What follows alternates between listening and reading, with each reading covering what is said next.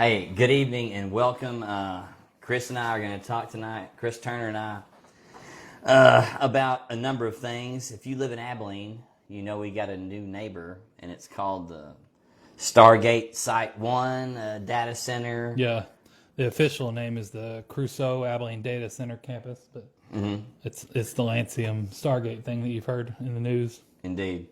And we've begun to, Chris has done some research, and we're going to start our segment on that tonight. But first, we're going to get to a tragedy in the Bluegrass State where it appears that America First lost, and Israel, the Israeli lobby, and I guess the Trump poured money into this thing against Thomas Massie. Well, Trump didn't, but Israel did.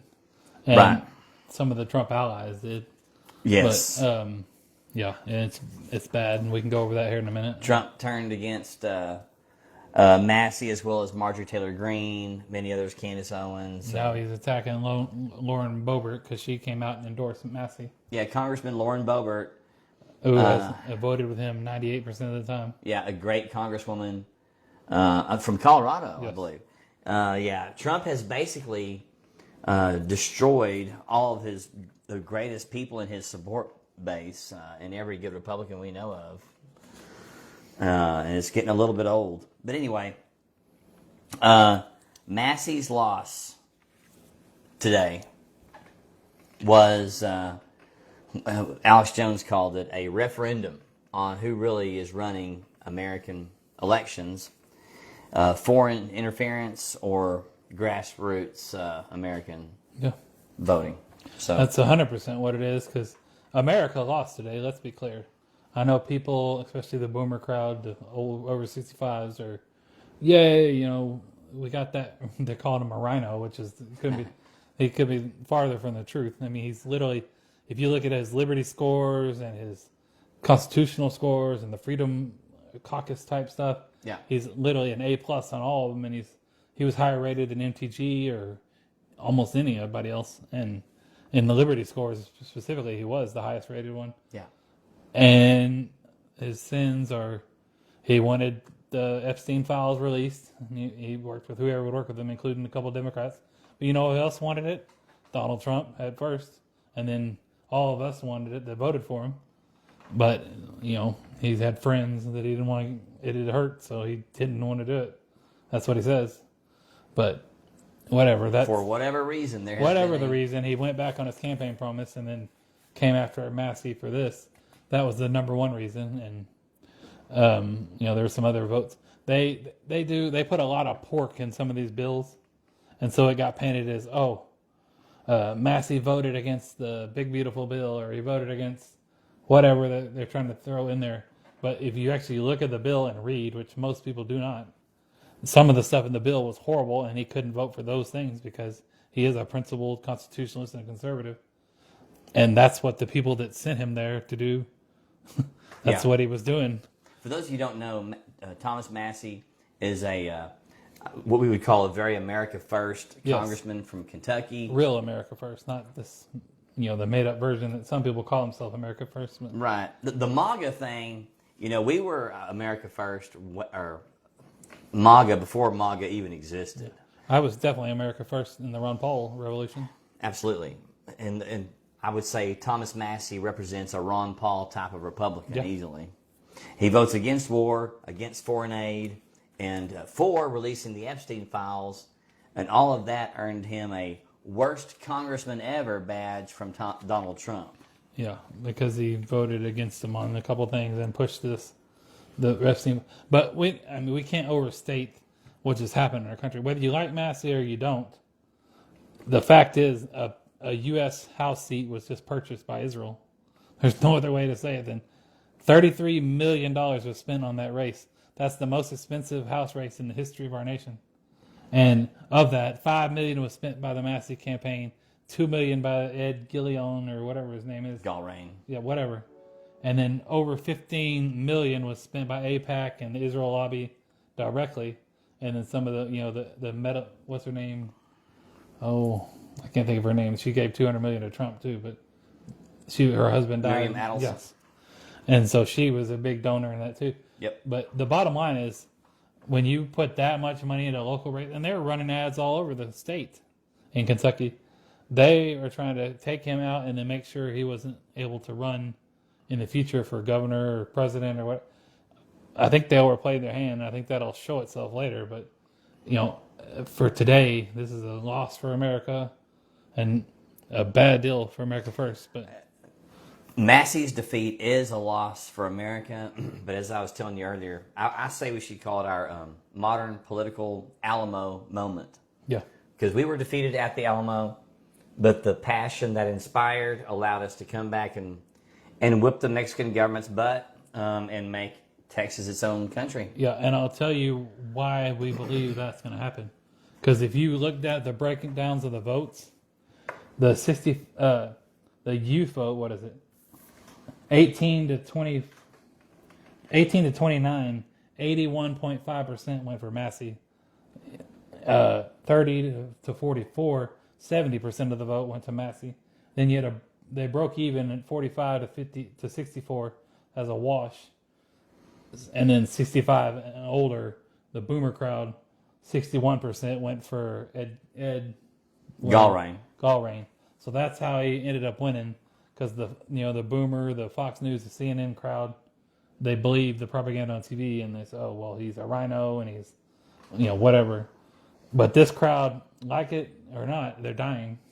There's no other way to say that. It's a dying demographic. Yes, and the youth. That's the thing. The youth is very patriotic, and they're coming up, and they don't like any foreign countries being involved in our stuff, but they really don't care for Israel. And so I'm telling you, this America First thing is on the rise big time, and the youth in the next election cycle or two, we're going to see more and more momentum from the America First people, I believe. I'm glad to be on that side of the thing. I've always been on that side, but that's where I'm at, and I voted for Trump 6 times, and I'm saying right now, the current MAGA with the Mark Levins and after discussing Lindsey Graham, all of them came kiss my butt, and I don't stand for that, and I never will. Yeah, that's exactly right. So anyway, that's important to know the numbers and to know how much they spent on this tragedy to do what they did. That Israel can buy elections in the United States. But yeah, Israel bought this one. It don't matter if you're a rural district like District 4 is in Kentucky. They invested $33 million to beat American First Thomas Massie. Yeah. This is an outrage. And that came with the Trump endorsement on top of it, for the other guy. And that shows that Trump has betrayed us in a massive way. Well, and he's going to let his ego go after anybody that just like now he's claiming, we might get somebody to primary Lauren Boebert. And all she did was say, hey, Massie's my friend. He's a real conservative, and I stand with him and I endorse him. That's all she did. Right. She stood with Trump, 98% of the time. And here you go. He's coming after her next, and he did the same thing. He ran MTG out of there. This is not what we want. I mean, it's a disgusting feeling to watch all these actual America First patriots and fighters who actually care about this country getting ran off by this current administration. Yeah, indeed. indeed. And the people that are replacing them, the Ted Cruzes, the Mark Levins, the Lindsey Grahams. He endorsed Lindsey Graham again. I mean, that's disgusting. Yeah. He's one of the worst politicians. Now, I will say today, he came out and said, okay, I'm endorsing Ken Paxton over John Cornyn. Hooray, he got one right. Right. But yeah, the rest of these have been horrible. Because I think we both agreed Trump knew he could not get away with endorsing Cornyn in Texas. No. He's too unpopular in Texas. Yeah. And that wouldn't fly, especially waiting this late in the game to do it. Early voting's already started this week and for a runoff. He never endorsed anybody during the actual one. I guess it finally came time that he'd have to endorse somebody. Well, he didn't have to do anything. He could have kept his mouth shut, which I would have been for that too. But the worst thing he could have done was Endorse Cornyn. Yeah, and then he would have had real problems. And I still don't know if Cornyn would have won, because Texas is very done with Cornyn. But well, we ought to be. How long has he been in that seat? 24 years. Ridiculous. Yeah. He ought to be tired of being in that freaking seat. He don't care. Yeah, he's again, back to this Ed guy. Edgar Rain Yeah. in Kentucky. I just want to be clear. The guy that all these people they were calling Massie the Rhino and said he's going to support. Let's talk a little bit about him. This is the same guy in 2016 when Trump got elected. He said, you know what? I've been a Republican all my life. I'm done. I'm going to go be an independent. I'm leaving the party because Trump's the Republican nominee and I will not stand for a party with Donald Trump in there. So now we're supposed to leave this guy as Mr. Republican, Mr. MAGA, and he literally quit and didn't come back to the Republican Party until 2021 when Joe Biden was in there. Again, so he done it. Mark Levin has been a never Trumper. Lindsey Graham's been a never Trumper. Ted Cruz has been a never Trumper. Yeah. Marco Rubio's a never Trumper. J.D. Vance was a never Trumper. Right. I could go on and on and on. And so he's running out people who have been loyal. And maybe Massie wasn't always like he was loyal to the America First movement, but MTG, That's what matters. Lauren Boebert, all of them have been loyal to Trump, and he's still backstabbing. Still stabbing right in the back. And I wanted to give a quick shout out. Thank you, Dale, for watching. Dale and I, we have conversations back and forth recently, and I need to touch base with him. Andrea, you're awesome. Thank you for being here. And you're right. It's a tragic cautionary tale what happened in Kentucky's District 4 today with Israel basically buying an election in the United States. And thank y'all for watching. I like to mention some people that are followers. Yeah, definitely. And what's up, Dale? I've known Dale forever. Yeah. I met him when I came in under the Ron Paul Revolution wave, and he was already in the Republican Party. Right. And I think we need more Ron Paul and less Benjamin Netanyahu in our government. Right. Any foreign, it sounds like we're just coming after Israel. Any foreign involvement, we don't want it in our government. And speaking of foreign involvement, I wanted to briefly touch on the fact that we were saying roughly $2 billion. You want to be conservative and say less than that? Per day being spent on the war? Like every metric says 1.2 to 1.5 billion minimum is being spent in American treasury money, the gas effects, the oil prices, and the money we're spending on our weapons, the money we're giving to Israel, the money we're spending on Israel's weapons, over and over. It's a whole thing. But I've found a very compelling argument for saying it's $2 billion a day, and that is crazy. So we're talking about $60 billion a month, basically. This war is costing us, and we're already $39 trillion in debt. And for what? Again, there was never a reason for us to be involved in this war to begin with, in my opinion. There was never a nuke. They were never trying to build a nuke. If they ever wanted a nuke, they could buy one. And even if you think Iran has a nuke or it's a problem they have a nuke, what about the fact that Israel does not even have to tell anybody if they have nukes or not? There's no inspections. Mm-hmm. Well, they wouldn't agree to that. And to remind people, the only country that's ever used a nuke is the United States of America, sadly. And it wasn't necessary. They had already decimated Japan. There was other ways to go about it. I think even the generals were opposed to the Manhattan Project being unleashed on civilians at Nagasaki and Hiroshima. And I've always been a big opponent of how they closed that chapter in American history. I don't think it was... The Japanese are very, I don't know how to say this, forgiving people. And if you're going to try it out on somebody, I think they found the right people to try it out on. But anyway, it wasn't right. They had more people were actually killed in the Tokyo fire bombings, I believe, than were killed in the nuclear strikes on the two cities. But at any rate, war is hell, and war is a racket, and we are anti-war in this little segment of republicanism or patriotism in which Chris and I occupy, which we hope will become more dominant. It will. If you look at the numbers of the youth, it will be. That's just the fact. But we're here now in the lanes, and people have been there like Ron Paul's and so on for many, many years, decades. But it's definitely a thing. And again, I'm generally against war of all kinds, but if there's no interest for the Americans and it's not an America First serving reason, I'm even more against it, and that's what this is. Yeah, Israel has a reason to go to war with them. There's interest for them, but we are not Israel, and that needs to be made clear, and it's not nowadays. As you see, they just bought a seat in Congress. I would say since Israel is neighbors with Iran, they have more of an interest in getting the freak along with them. Well, you would That's think what you want to do. if you read the Greater Israel Project, though, that's not their interest. No. They want to take it. And again, that's their problem. I don't know why we're involved. And if we weren't giving them the money and the supplies and all that, they wouldn't be nearly as tough as they. Well, see, that's a big problem. Israel is not even acting in its own national self-interest. No. Its national self-interest would be to get along with its neighbors, to trade with them, and just have a beautiful, strong, small country. But instead, they pursue conquest and poking the beehive wherever they can.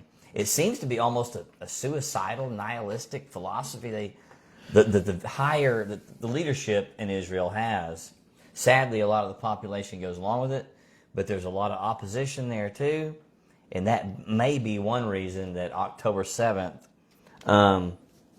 happened when it did. They were on the verge of civil war there in Israel. Well, whatever the reason for it happening, whether it's just a planned thing or they just allowed it to happen and did the kind of the Pearl Harbor type, where we got intel, we know it's coming, we're going to stand down and then use it as a cause to go and launch a whole invasion war on Gaza, and they did.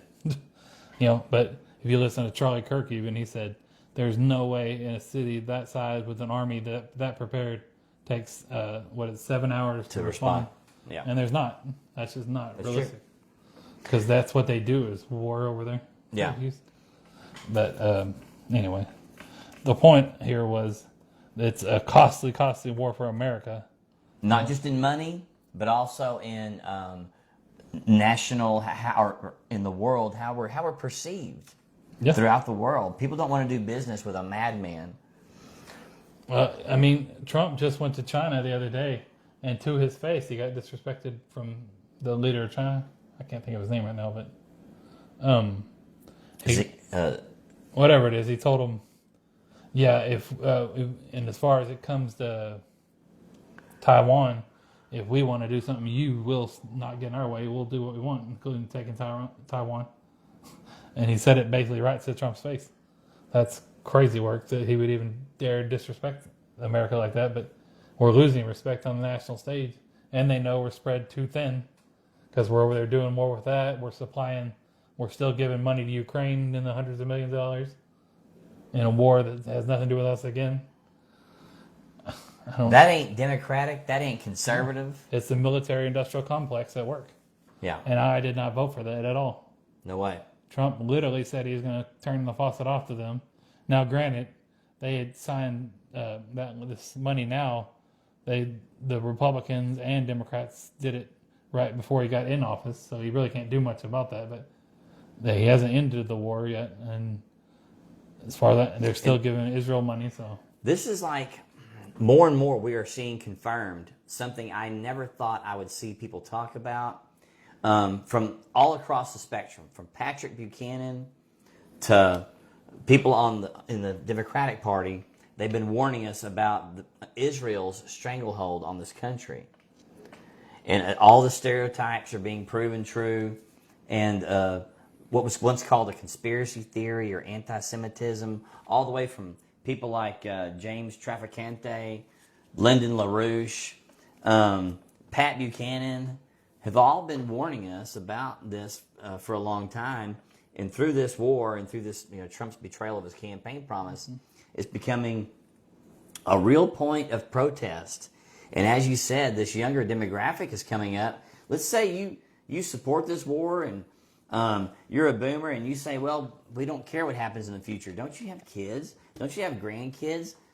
Don't you want economic prosperity for them in a country that's respected and doesn't have a draft? That's another thing. Thomas Massie's opponent in Kentucky that just won because of the $32 million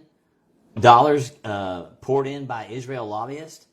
That man, Ed Galrine, he wants to reinstate the draft.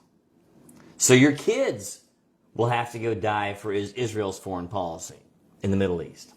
So, yeah, all you people that voted for Ed, I think your kid should be signed up first. And mark my word, by the way, look for him to this first chance he gets to stab Trump in the back. Because again, when he won in 2016, the first thing he did said, "Oh, I'm leaving the party."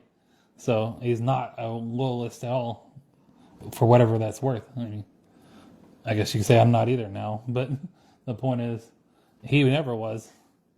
Well, we know that money talks to him. Yeah. And Israel is always going to have the most money, so I suppose we know who he's going to be loyal to. Yeah, I did enjoy the Massie joke when his concession speech. He said, "Sorry, it took me so long to get out there. I had to call Ed, and I had to get a hold of him because he's in Tel Aviv." Which I don't know. Maybe he was celebrating. But nonetheless, that Well, how would Israelites feel if they found out that American interests were pouring tens of millions of dollars to buy off campaigns in their country? They wouldn't like it at all. But no one would like that. That's called being a sovereign country. He's not supposed to have that happen. And again, this is not just about Israel. I would say the same thing if any country was doing it. Absolutely. It's horrible. Yeah. Brazil, anywhere. Doesn't matter. Right. But that country seems to have it's they have a hard lot to of understand. Tentacles. Yeah, tentacles deep in and all around through the media and the government. And, of course, established in 1948 was the country of Israel with the help of the Rothschild family and England. And I want to be clear, and we shouldn't have to be, but I'm sure there's some people out there, they're being anti-Semitic or whatever. We're not talking about Jews generally. We're talking about Israel, the government.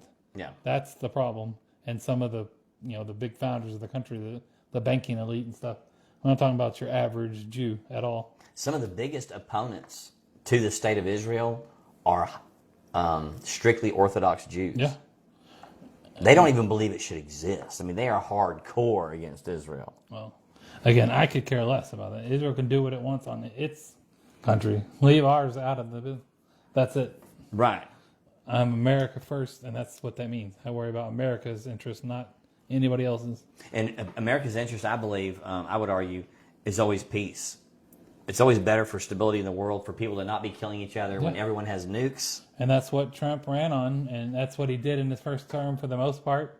And that's the way he started out his first year, 8-9 months of his second term. He was ending peace deals and, trying to end the Ukraine war. He was doing the right thing. And then something happened. He flipped the switch, and here we go. Now we're in the middle of starting wars with Israel.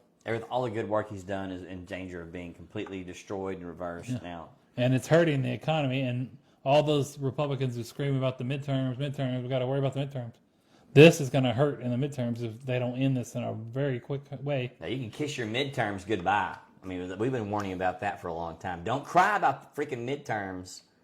We told you that was going to happen. Oh, you're going to lose in the midterms. That's just going to happen now. You're going to have to pay a price. But the question is, how do you go forward? It's we want to try to find solutions and not just complain about the problems here. And there are solutions, but it's not in denying reality and saying Congressman Lauren Boebert is anti-America or not MAGA or Tucker Carlson's not MAGA or Thomas Massie's not MAGA. Well, I mean, those are lies. The problem is the definition of MAGA has gotten so skewed now that we could say they're not MAGA, but you can't say they're not America First. Well, I think when I say that, I'm trying to say even liberals that want a better country. Mm-hmm. You secretly, you don't even know it, but you're MAGA. You want a better country. Yeah. I would say you're MAGA. You may not be a Trump fan, and I have certainly. I was after he beat Harris, I had a lot of hope that at least and a lot of good things got done. There were some good things. A lot of them. And then it went south. The border, for one, was a phenomenal job they did. Right. It's still great. They've shut down a lot of that illegal immigration. So, and there's other things, but that was one of the most early successes. He did that in like a week or 2 weeks. He literally shut off the floodgates. Maybe the globalists thought, hey, we've already let enough people in. We can shut the gates now and let's let it percolate. Because I think that already so many illegal immigrants were in the country, and they did such a poor job of deporting them. They started, but they didn't finish the job. Yeah. I think that may be enough to cause the severe damage that the globalists want to cause to this country. Maybe. Well, now we're damaging ourselves now because we're losing more and more taxpayer money and more debt because of stupid wars. Oh, it's only $2 billion a day, Chris. We'll be fine. Yeah. Okay. And data centers, we've been promising to talk about this for a long time. We're going to do a preliminary on it tonight.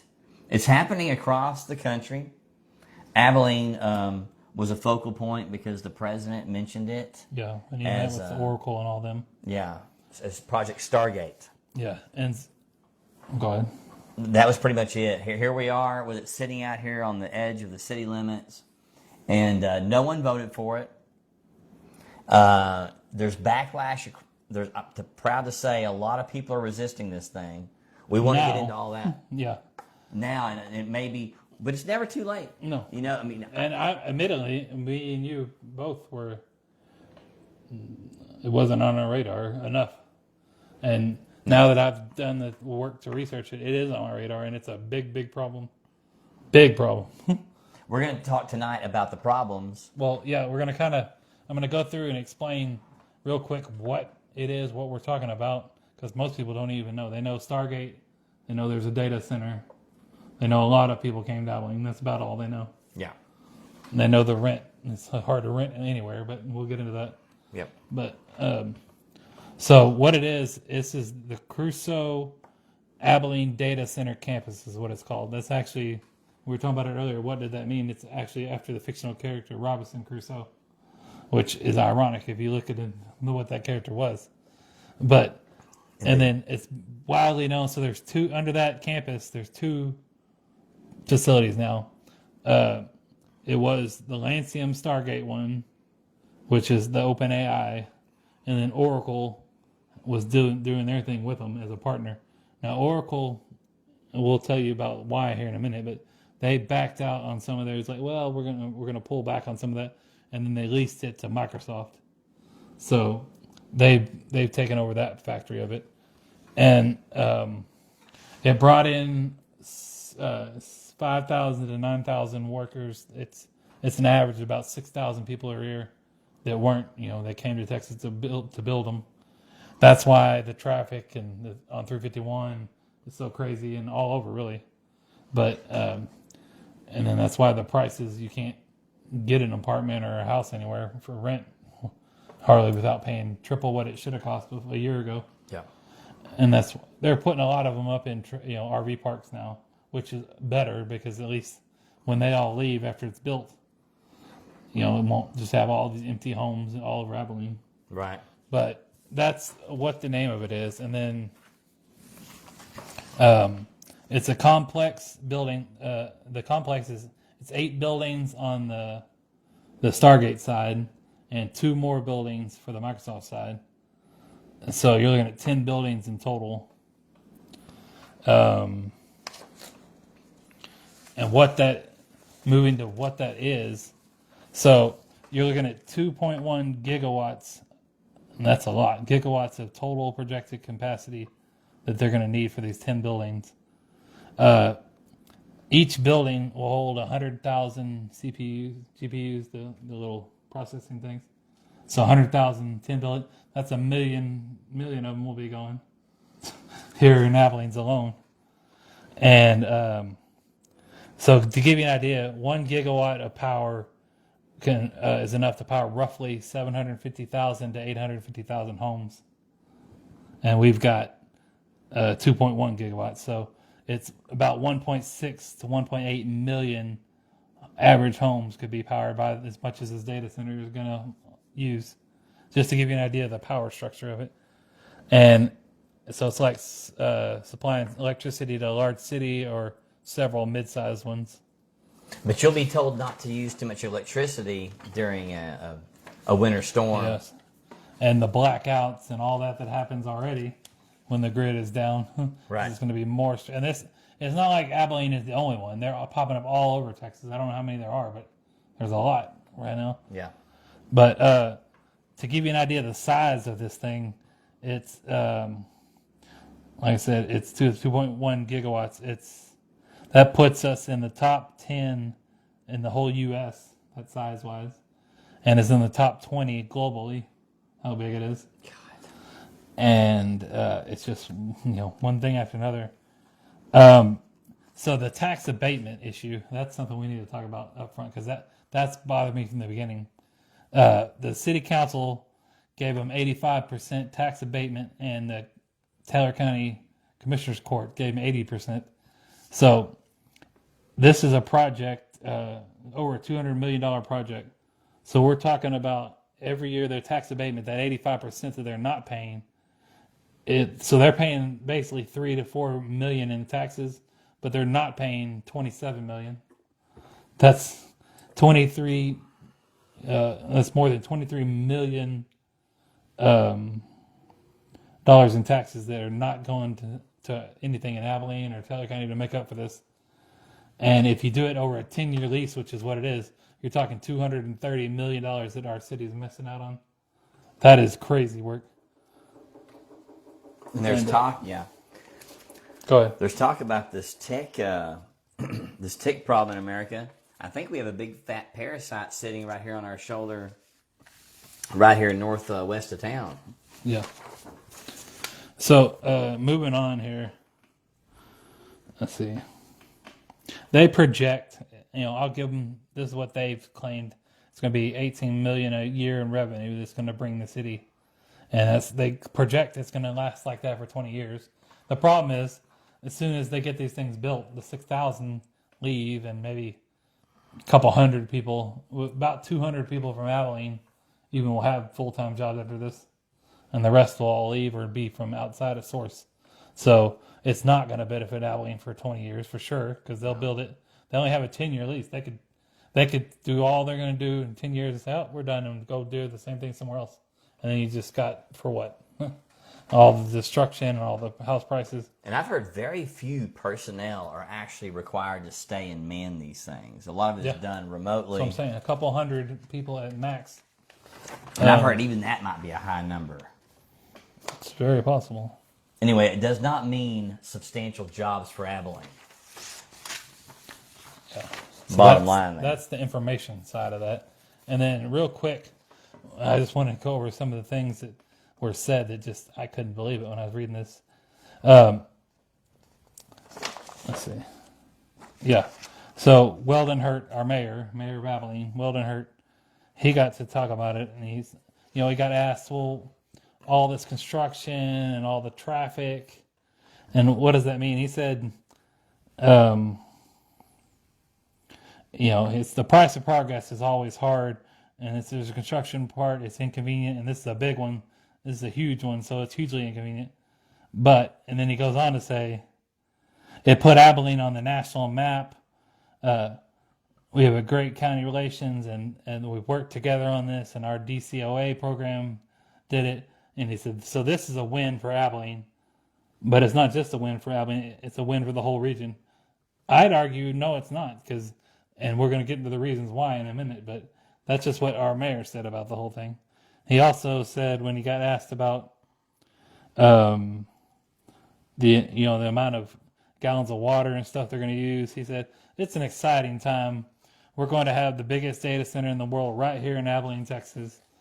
And he went on, just to... Hooray! Yeah, like that's a good thing. That's not. Now, I put a message out to Judge Crowley, the Taylor County Court judge, because I've known him and he's always been fair with me. Mm-hmm. So I sent him a message the other day, and I said, tell me why y'all supported this. And he, to his credit, he got back to me and said, yeah, I'll sit down with you in my office, or I'll meet you for coffee or whatever.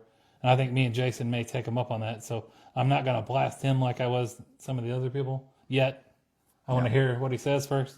Sure. But, just reading this old quote when he was asked about it, he said, it's an economic miracle. It started as smaller projects in 2021, and then it's grown progressively, as all of them do, we found out. Then he said, I think everyone was shocked in a good way when President Trump mentioned it. The secret's out. Abilene's is one of the best places to work. but the secrets are outright, and it's just an economic miracle that's taking place here.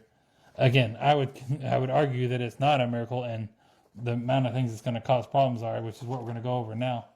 But that's just where our leadership in Abilene was saying about that. And to be clear, this happened 2021 was the initial December of 21. The city council passed it unanimously that voted. Mayor Williams was in charge then, and him and Tarver did not vote. Carver did not vote. Carver, yeah. Our councilman. They were not there or whatever. They didn't vote, but the rest of them voted unanimously to pass it. And then Judge Downing Bowles was in charge then for the Taylor County Court, the Commissioner's Court. And they passed it unanimously. All of them, the 4 commissioners and him, voted for it. And that was in 2021. And then they recycled this. They voted for the abatement, to give them the property, to sign off on all the building permits and everything, to basically make it as easy for them to do it as possible, which is the only way these companies come, because if they don't get everything they want, they just pick a different place to do it. Yeah. That's why they're popping up in Utah and everywhere else, like Mr. Wonderful in Utah is doing one. And he said that flatly, like, yeah, if we don't get everything we want and all the tax abatements, we'll just go somewhere else. Yeah. So we were sold out, basically. But so then in 2025, they re-upped them all. This is with the expansions.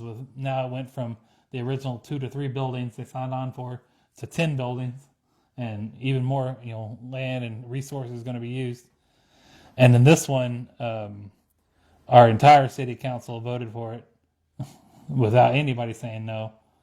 And when it came over to the Taylor County Courthouse, Judge Crowley was in charge this time, and all 3 of the 4 commissioners voted for it, and Judge Crowley voted for it. So 4 out of 5, and Kyle Kendrick was the only commissioner who didn't. So I don't know why he didn't, but I'm glad he didn't. That's one. Where is Kyle Kendrick now? He's still on the commission. All right. Hooray for Kyle Kendrick. Thank you. Well, I'd like to ask him personally and see why he didn't, and if he got wind of, hey, this is not going to be a good thing, or what the reasoning was. I don't know. But yeah. So one of the sickest parts is all this was done, as quietly as possible. They weren't putting anything out on the news like, hey, we're thinking about bringing this massive project. It's going to take all these resources, because they didn't want Abilene people showing up, and it worked. In 2021, nobody spoke out in either the Commissioner's Court or the City Council about it. And in 2025, one person showed up to speak against it at the City Council. And then there are like 6 people showed up at the Taylor County to speak on it on the Commissioner's Court. But in the minutes of it, it doesn't say whether they're for or against it. So I don't even know if they were against it or actually celebrating it. Yeah. Nonetheless, they both passed. All of it passed. It's a big problem, which we're going to have to, in future ones, we're going to address different types of things that you can do to help, let's get this fight going, see what we can do. Yeah, we're told resistance is futile. If you want to be with the times, if you want to not be a resistor or a holdout, to just go along with it, we say that's not, that actually the data centers themselves may be the establishment of an enemy, that may be big tech is going to use these things. I would almost bet on it. They're going to use them to attack our freedoms and to track us and to do all kinds of things. But we're going to put a special segment together about all those things too.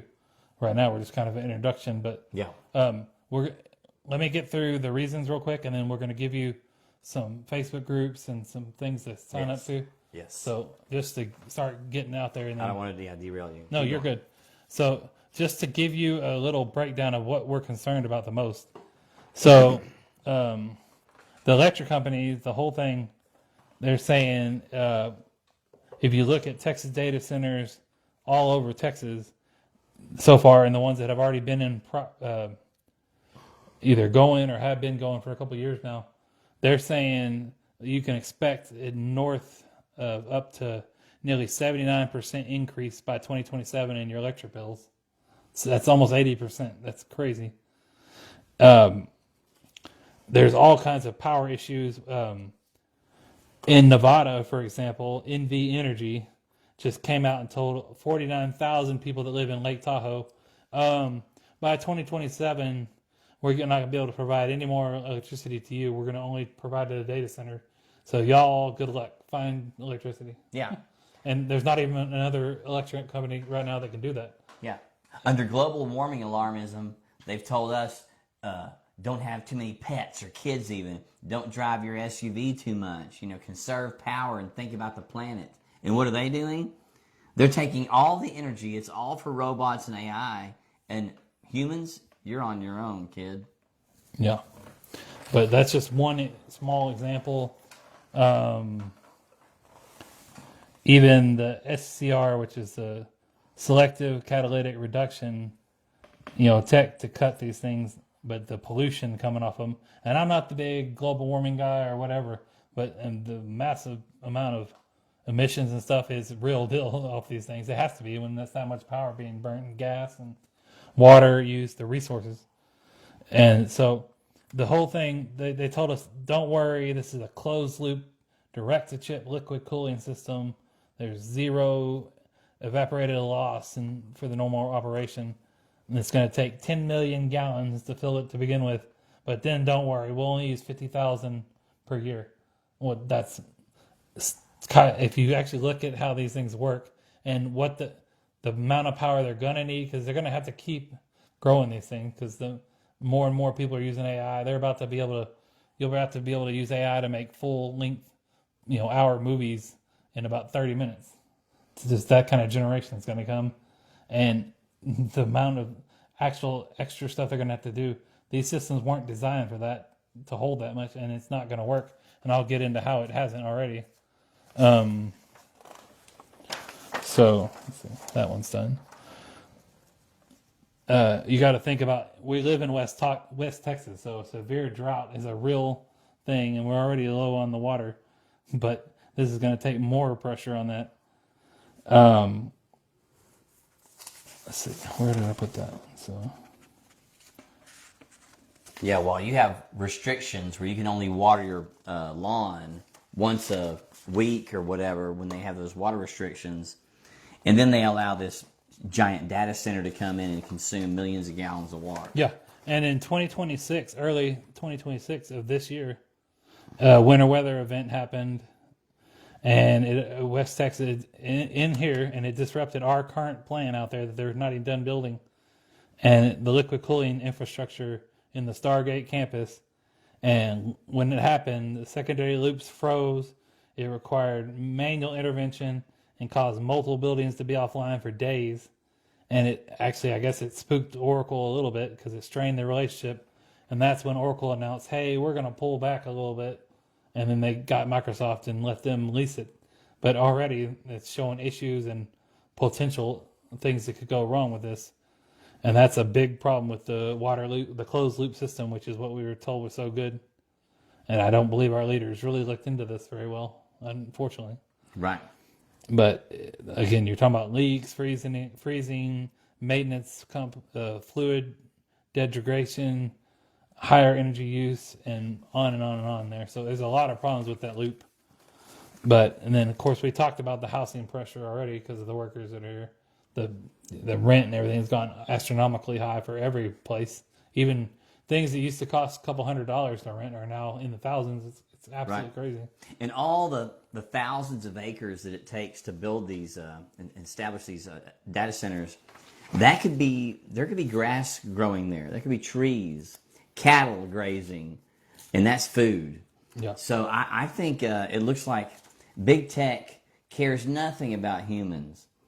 And this may be a giant bubble that's going to bust at some point. I think a lot of investment's going to be lost. And we see stories all over the country of people that are literally freezing in their own homes because they're having to use only heat to do 1-2 rooms in their whole big house because the price has gone so astronomically high on their bills, which is what we're about to find out. And then people are going to be pissed.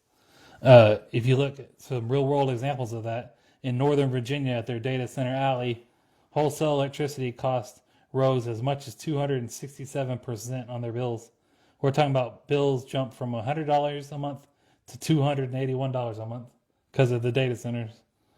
In Maryland, again, there's near the Virginia clusters in Baltimore, the gas and electric customers, they saw anywhere from 20% to 50% increases. Even our own projections say that's going to happen here. So we're expecting at least a minimum of 20% and more like 70% or over 50% probably, because they've been wrong every step of the way, or those are the low numbers. But it's just one thing after another. Like here's even the broader projections with forecasts anywhere from 25% to 70% bill increases in the coming years. Here, 25% to 70%. That's a giant percent jump too.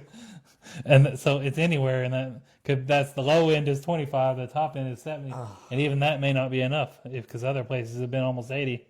Folks, we have such a big fight here. Yes. Like this is something we're really going to have to fight. If there's nothing else Republicans and Democrats can agree on, Yes. it's this. We've got to fight to keep our farmland. We've got to fight to keep our basic resources. Yes. Because you need food and water to survive.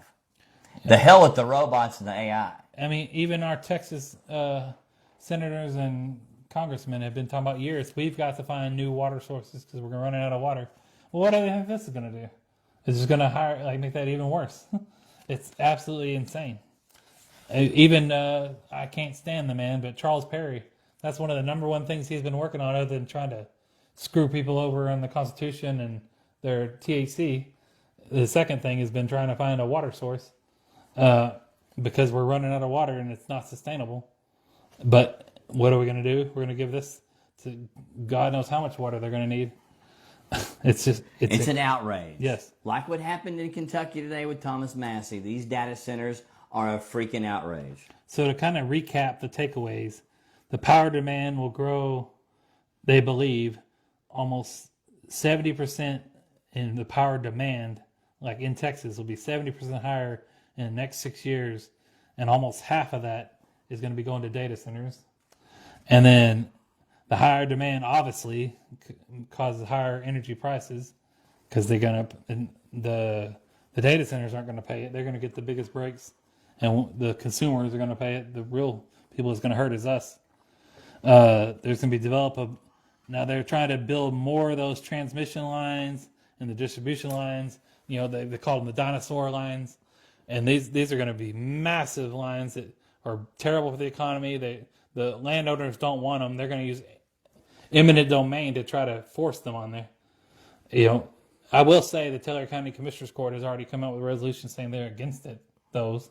But I don't know at this point that they can even stop that if it's part of the required stuff for the data centers. Because then the data centers probably got it where they'll sue the county and the city if they don't get on board with it. So I don't know that for sure, but you know, I would think that they're smart enough to put that in there ahead of time if they knew they were going to build them. Yeah. And those of us that represent us, and y'all allow this to happen right under our noses, yeah. I would say wake up, because the people are going to be coming for you. Yeah. I've seen instances where the entire city council was voted out over this issue. Yeah, and I've already looked into what types of things you can do to recall people. So, you know, if you're out there and you're listening and you're an official, you better get on the right side of this and start apologizing or finding ways to do something different in a hurry, because the buck's going to land on you when people start having 70% increases on their bills. They're going to be looking for whodunit, and I'm going to tell them because I've got the votes right there. Just like with Republicans in the war, you officials in this data center, it's never too late. At some point, you have to admit you were wrong, yeah, and start fixing the problem. Yeah. So, how do you say that? ERCOT? ERCOT? Yeah, that's the Electricity Reliability Council of Texas. Yeah. Like they're the ones, the big power grid operators in all of Texas. And they project, this is their projections, a total electricity load in Texas will grow from 87 gigawatts, what it was in 2025, to over 140 gigawatts by 2031. And the data centers will make up nearly 50% of that. So that's just an insane amount of power. They're going to come in and take and use Texas power for this. Well, we'll just have to go live in cardboard boxes and give all the money and all the resources to the robots. And the vehicles, they're already from 2027 on, they're going to be where they can decide, where you can go, if you can go, will they let you drive it? So Yeah, for those of you who don't know, and by next year, all car manufacturers are required to have the equipment in the car to spy on you and to shut the car down remotely. and think of the local people around these data centers too. And I've listened to read a bunch of stories of people around them, like their horses are just freaking out there at the ranches, like because it's lit up like a prison, or worse than a prison. It's ridiculous, and the humming and the noise pollution. But the thing is, once they got it up there and built it, that person's screwed because the property value's cut in like almost 10% of what it used to be worth. So if they sold, they're going to lose everything. So they either stay there and endure with that bull, or they sell and pennies on the dollar, because that's what that property is worth around it. And I'm sure Lancium and them would be love to scoop it up for more expansion. But Yeah. Well, I think big tech has made it obvious that they don't care about people. That I think they believe they will not need as many people. And the elite have been talking for a long time about eliminating a great portion of the population. And this shows me they may be damn well serious about that, because they know what they're doing is going to be a disaster for the communities around. yeah, what was this project that we're going to look into? This one project, can you read it? Oh, Matador? Yeah, that one's supposed to be in Texas, and they said it's like going to be the size of like 15 Disney Worlds. In Texas. Yeah. Project Matador. And we're going to look into it and verify it before we talk more about it. But if that's coming, that's going to be even more of a massive burden. Yeah. I think they said the other day there's 3,300 current data centers in the U.S. right now, and building every day. Yeah. It's terrible. It's terrible for us. It's terrible for the county. We don't know. I can't say your bill specifically is going to go X dollars, but I know there's a percentage coming. Even they say 25 to 50%. Get ready for it, and that's their low numbers. So that's all we wanted to kind of cover in this portion, the introduction to it. But we're going to definitely get in more to some of the things they're going to use it to take away our freedoms and our rights, and then what different types of things we can do going forward to fight it. But why don't you give out some of that information? Yeah. There. Yeah, we're going to talk solutions soon on this. Just an introduction to solutions tonight. For those of you who want to talk to others that have a real problem with these data centers, on the national Facebook group end, you got a group called Say No to Data Centers. That's on Facebook, and that's your national level group. And there's also on Facebook, Texas Coalition Against Data Centers. And for those of you who use Reddit, Yeah. it's called, what is it called? Stop the Building and Expansion of Data Centers in Abilene, I believe was the full title of that. If you just look up data centers in Abilene on Reddit, you can probably find it. But Yeah. there's a whole Reddit, that's a whole chat where they are all in there talking about it. Different people around Abilene, and so. But let's say you are in Abilene, you can still say or go to Say No to Data Centers on Facebook, and you'll be talking with other people in Abilene, because this is a big hot button topic right now. Yeah, and people are just now starting to wake up to, including us. We weren't. I mean, I'm saying we weren't asleep on it, but we weren't. It wasn't a top concern, but it is a big one, and we need to worry about it. And we're not just going to worry; we're going to fight the son of a gun. Right. And I'd like to get something done on the Republican level to do a resolution or something, but I've got to wake up a bunch of those people too, because they don't know enough about it. Right. And that's by design. They didn't want to tell us a bunch about this, so Yeah. we'll see what we can do there. But I know there's some national movements, a group that goes every other Saturday or something, and I don't know. I got to look more into that group to see if it's a sound group or not. But anyway, we'll look into that more when we do Yeah. what we're going to do about this. Like I said before, it doesn't matter if you're a Republican or a Democrat, Yep. wherever you stand on the political spectrum. We all need water. We all need electricity, and we don't need to pay more for it. For somebody else to use all our power and electricity and water and gas and everything else. Possibly to turn around and spy on us. Yeah, for sure. Not probably, I'd say, not just possibly. Yeah. So the technocratic revolution is here, and we stand here to oppose it for the free humanity. And if you don't stand with that, you don't stand a chance in American politics going forward, because as we can see, the youth is voting for America First, and they're getting their head screwed on straight, and they're not going to be lied to by corporate news like Fox News. Yeah. And shout out to Thomas Massie. He's been a great patriot, and I'll support him for whatever he does next, whether it's governor, senator. Mitch McConnell's seat in Kentucky is coming up real quick. Yeah. Maybe he runs for that. Thomas Massie, who is so Kentuckian, he plays the banjo. He built his own house there by his own hands. Yeah, he's a real character. And and Trump calls him a traitor and the worst congressman ever, when it appears that the exact truth is the opposite of that. Yeah. Like, he's one of the best congressmen I think we've ever had. Up there with Ron Paul. Yeah. I mean, Rashid Tlaib just said something about being in World War 11 the other day. So, but that's not the worst congressman woman ever. Right. I mean, he picks some really strange people to pick on, and it seems like a lot of them are truly America First, and maybe Trump has been bought out by foreign interest. Whatever has happened, it's disgusting. I don't know if it's an ego issue. I don't know if he's doing what Israel told him to do. I don't know what, but taking out proven fighters, America First fighters, is a bad deal. Yeah. And I'll stand by that every time. And although Chris and I are Republicans, I think Chris is a little more Republican than I am. Although, we warn you, we will lose our butts in the midterms. It might be a chance for the Republican Party to find out where its butt is located again. Because I think a lot of you have lost your way, and you think it was all about Trump. And it only was about Trump. And truly, I felt that we were using Trump as a tool to get some good things done, which did happen. But that went south real quick in the past few months. Yeah, the amount of damage he's done in the last 3 to 4 months to his legacy even has been crazy. But we'll see what happens next. I don't know. Yeah.